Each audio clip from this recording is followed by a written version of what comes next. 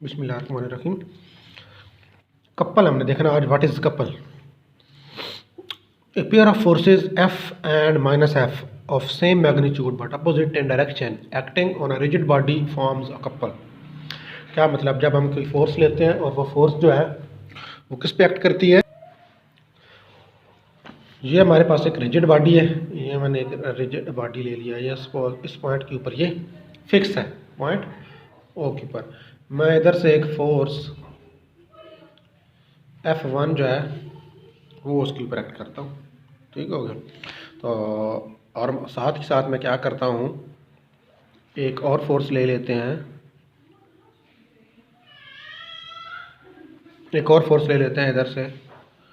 ये फोर्स है F2, ये इधर सेंटर से ये ना फिक्स है, यहाँ से इस पॉइंट से इधर से F1 एक्ट कर रही है, इधर से F2 एक्ट कर रही है, ठीक है। ये इधर से इसको यूं घुमा रही है और ये उधर से एक दूसरे को यूं घुमा रही है। एक दूसरे को देखेंगे ये अपोजिट डायरेक्शन में घुमा रही हैं। जब ये अपोजिट डायरेक्शन में घुमाएंगी तो एक दूसरे के असर को से ख़त्म कर देंगी, मीन ये बॉडी जो है ये रोटेट नहीं करेगा। तो इस वक्त ये जो फोर्सेज हैं ये कपल नहीं कहलाएंगी। ये कपल कब कहलाएंगी? जब यही वाला रिजिड बॉडी होगा हमारे पास, यही वाला रिजिड बॉडी हम लेते हैं, यहाँ पे ये फिक्स है और इधर से एक फोर्स F1 एक्ट कर रही है और इधर से एक फोर्स F2 एक्ट कर रही है। तो क्या होगा, ये इसको इधर घुमाएगा और ये वाली फोर्स इसको इधर घुमाएगी। तो ये क्या करना चाहिए, ये रोटेट करना शुरू कर देगा इस डायरेक्शन में, एंटी क्लॉकवाइज डायरेक्शन में। तो अब ये जो फोर्सेज है ना F1 और F2 ये कपल बनाएंगी।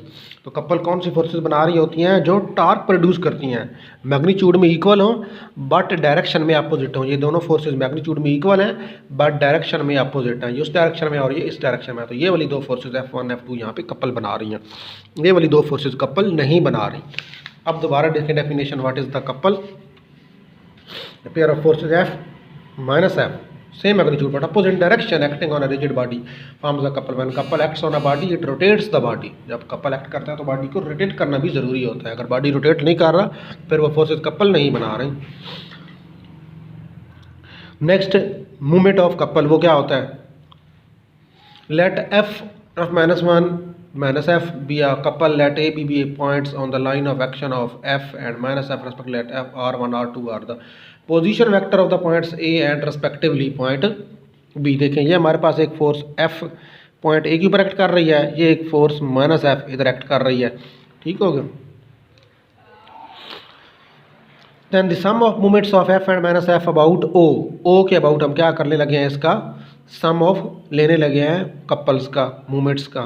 तो G को हम क्या कह रहे हैं? Sum of moments is equal to R1 cross F। R1 का पर डिस्टेंस पॉइंट O से, R1 का, ये R1 क्या है? बॉडी का पॉइंट ऑफ एक्शन का, point of action of force का डिस्टेंस कहाँ से? फिक्स पॉइंट से R1 है और उसकी फोर्स F है। इसी तरह प्लस हमारे पास R2 क्या है? Point of action of force का डिस्टेंस O से, ओरिजिन मीन फिक्स पॉइंट से जिसके अबाउट इसने घूमना है, उसका डिस्टेंस वो कितना है? R2 है, उसको हमने R2 कह दिया। लेकिन यहाँ पे फोर्स अभी उस डायरेक्शन में थी, ये डायरेक्शन में, तो ये अपोजिट डायरेक्शन में है तो उसको -F लेंगे। तो ये हमने फोर्स ले ली -F, R1 cross F plus R2 cross -F। ये हमारे पास क्या आ गया? Torque, which is equal to R1 - R2 cross F from the figure R1 - R2 is equal to R। इसको हमने R कह दिया, ये हमने ट्राइंगल बना के ये R1 है, ये R2 है और इनका रिजल्टेंट हमने इसको R कह दिया। तो ये हमारे पास G क्या आ जाएगा? R cross F। तो ये हमारे पास क्या आ जाएगा? रिजल्टेंट आ जाएगा किसका? कपल का। मतलब जब भी दो फोर्सेज एक्ट कर रही होती हैं तो जो हमारे पास मूवमेंट हो रहा होता है वो क्या होता है? उन दोनों के मूवमेंट्स के डिफरेंस के बराबर होता है। मतलब कपल का ये कॉन्सेप्ट है। इसको अब हमने यूज़ करते हुए नेक्स्ट क्वेश्चन सॉल्व करना है। A couple of movement G, movement I, movement mean यार यहाँ पे टार्क मूवमेंट, उसको हमने G कह दिया है, capital G। Acts on square board ABCD, एक स्क्वायर बोर्ड उसके ऊपर एक्ट कर रही है of side A। Square board की साइड A है, उसकी चारों साइडें A हैं, उसके ऊपर एक्ट कर रहा है, ठीक है। Replace the couple by the forces acting along AB BD and CA। कहता है कि आप क्या करते हैं, जो फोर्सेज लग रही हैं ना AB BD और CA के ऊपर, इनको फोर्सेज को आप लिखें in term of couple, in term of G, इनको इन टर्म ऑफ G हमने प्लेस करना है। तो देखें जी, let A B C D be a square board of side a, ये हमने एक स्क्वायर बोर्ड ले लिया ए बी सी डी और उसकी चारों साइडें जो है वो ए हैं। Let F1 F2 F3 be the forces acting along A B, यही वाली उसने फोर्सेज दी हुई थी ना, ए बी बी डी और सी ए, और तीसरी फोर्स कौन सी है, सी ए बी बी डी और सी ए, तीन फोर्सेज। F1 फोर्स का नाम दे दिया, इस फोर्स का नाम F2 कह दिया और इस फोर्स का नाम F हमने 3 कह दिया रिस्पेक्टिवली।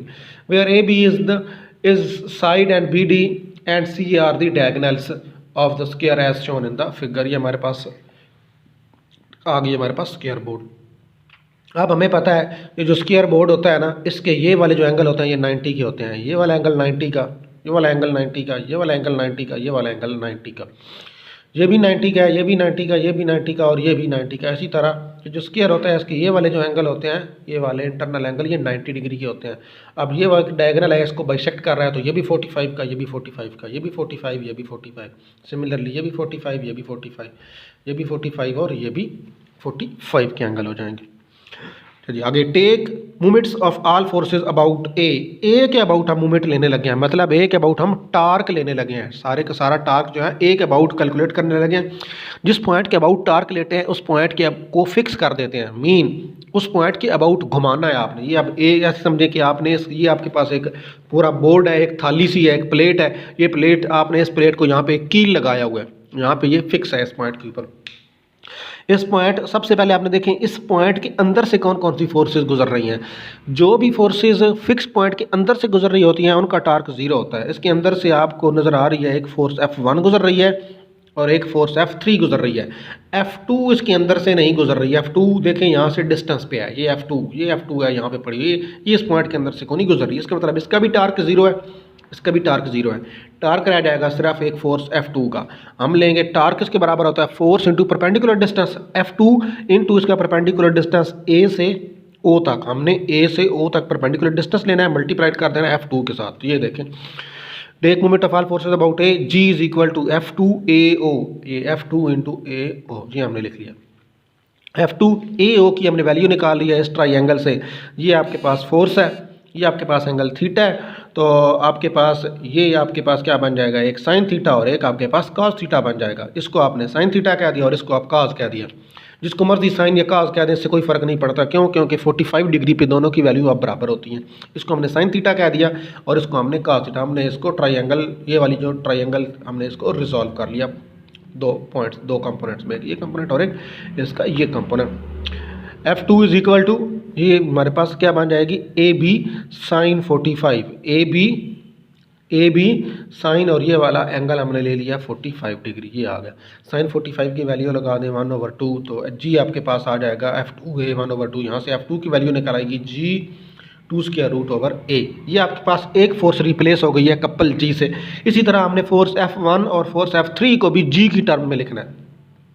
सारे के सारे मूवमेंट ए में लिए थे, अब take all the movements about B. अब सारे के सारे मूवमेंट पॉइंट बी पे लेते हैं। Take movements of all forces about point B, B के अबाउट सारे के सारे मूवमेंट। अब देखें बी के अंदर से कौन कौन सी फोर्सेज पास कर रही हैं। 1 पास कर रही है और F2 पास कर रही है। इसका और इसका टार्क या मूवमेंट 0, इसका रह जाएगा इस वाली फोर्स का, ये वाली जो F3 है इसका रह जाएगा। तो ये आ जाएगा आपके पास G is equal to F3 और इसका परपेंडिकुलर डिस्टेंस कितना बनता है F3 का, BO। ये परपेंडिकुलर डिस्टेंस फिक्स पॉइंट से, ये आपके पास बन जाएगा F3 BO। और F3 BO की जगह हम क्या लगा देंगे, AB साइन 45 डिग्री।